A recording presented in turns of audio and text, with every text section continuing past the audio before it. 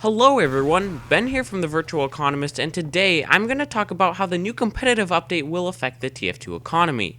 Some people are calling it a savior to TF2, like Gaiman descended upon us bringing in thousands of new players and traders. But will it really play out that way? Let's find out.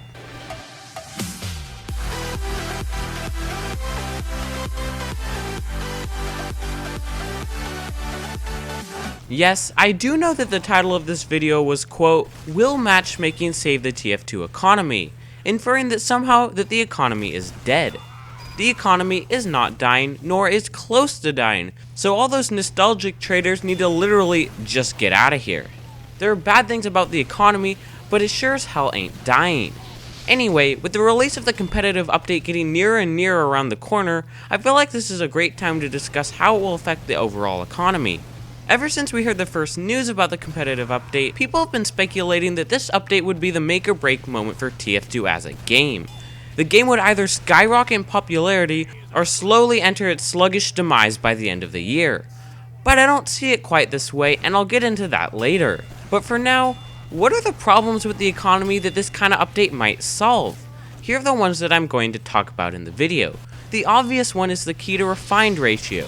Keys are worth far too much ref, leading to harder trading with a huge devaluation of items. Why? Because ref is constantly being pumped into the game with no way of getting it out of circulation. That brings me to the next problem, the oversaturation of items on the market. From low value items to even the most expensive unusuals, the supply far outweighs the demand for pretty much every item. With a better economy, there would be more demand and thus an easier platform for trading. One could argue that the main fix to these issues would be to just have a stronger player base. So I think that a lot of the economy's quote-unquote strengthening has to do with the number of players playing the game. But will matchmaking increase the player base to the extent to fix these problems? If you haven't seen Grizzlyberry's video on the subject, I recommend that you check it out. It makes many good points about the impact of the player base on the game as a whole, and I will draw from it multiple times in this video. He basically relates matchmaking to an update like MVM. It didn't skyrocket TF2's popularity, but it definitely kept enfranchised players playing the game on a regular basis. And I agree 100%. I think that matchmaking will keep players who have played TF2 in the past or are playing it right now playing the game more, but I don't really think this feature will make players who have never played TF2 before start playing the game. The reason why is because TF2 is not known as being a competitive game. Like Grizzlyberry goes on to say in the video, people who don't play the game probably think of it as an ultra-casual experience based off TF2 pubs. They might think of it even a little silly or odd that TF2 is getting a competitive update at all. After all, if it was meant to be a competitive game, why didn't we get this update years ago? But I think we have to look a little bit deeper. Why would people joke around with TF2 as they do? If you ask anyone whether CSGO is a competitive game, they would answer yes. And I don't think anyone would be ashamed to admit that they were a professional CSGO player. I think the answer to this question lies in Twitch.tv. Look at CSGO, Hearthstone, Dota, or League. These games are always the top 4 most streamed games on Twitch. Okay, The Division, get out of here. Honestly, these games' models are pretty similar to TF2. For the most part, free to play behind lots of in-game microtransactions. But if TF2 is so similar, where the hell is it?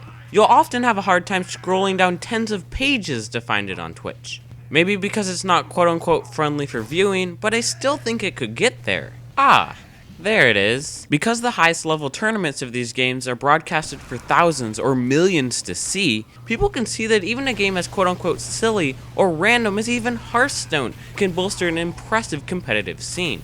Because TF2 is hardly viewed, it's no question as to why TF2 might seem silly as a competitive game. But for games like Hearthstone and CSGO, having a huge competitive scene is obviously highly beneficial for the economy as a whole.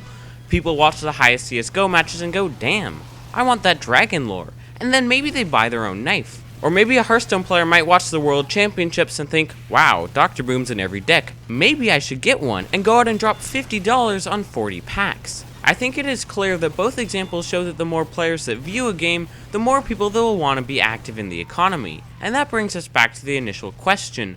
Will TF2 matchmaking help the economy? If you've been picking up what I've been putting down, I think that you should know that the answer is a clear no.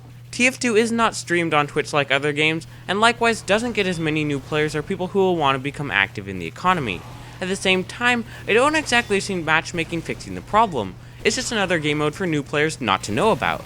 So that begs the question, will the update actually do anything to the economy? Personally, I think it will do a little bit, but nowhere near to the extent that other people think it might. I do think that people playing in competitive might actually be more inclined to purchase TF2 items than people who don't. I mean, the whole in-game screen is basically designed as a walking advertisement for virtual swag. And I think the more casual TF2 players might see enfranchised players decked out in expensive cosmetics and think about getting some items for themselves. But at the end of the day, I don't think this will quote-unquote improve the economy, at least for low-value items. Most items in TF2 are so redonkulously cheap just because there are a crap ton in existence. Having just a few new buyers won't actually cause any of these items to increase in value, thus improving the economy. There's just too many damn items out there. And the huge key to ref ratio won't be done any justice either, for the same reasons. Even if the update brought in tons of new players, the ratio still wouldn't change because the new players would just be tossing more and more ref into the already humongous ref surplus. But what I do think might change would be high tier items, especially items like pro kill streaks. People playing competitive might want to have the best items that they can possibly get to show off in their matches, so I expect to see an increase in the demand of items like pro kill streak weapons. Currently, the market on these is nowhere near saturated like low value items, but there's still hard sells due to the fact that there isn't really that many people who want these kind of items. But with matchmaking, I expect to see a bigger market emerge on these from people who want to look as pro as they can. Also, maybe unusuals might sell better, at least the more quote-unquote good ones or the more inexpensive ones.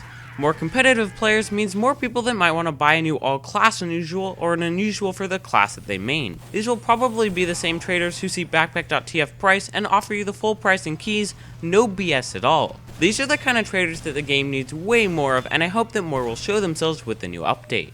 While there's still tons of unusuals out there that nobody wants, at least for the right unusuals, I think that we might see a more healthy economy where they sell more often for pure. So, as a quick summary, no, I don't really think that matchmaking will quote-unquote improve the economy, but I do think it might make little strides to help make the economy better as a whole. Anyway, so that's gonna do it for this video. If you agreed with anything I said or enjoyed the video at all, be sure to leave this video a thumbs up and subscribe to the channel for more commentaries like this. Until next time guys, thanks for watching.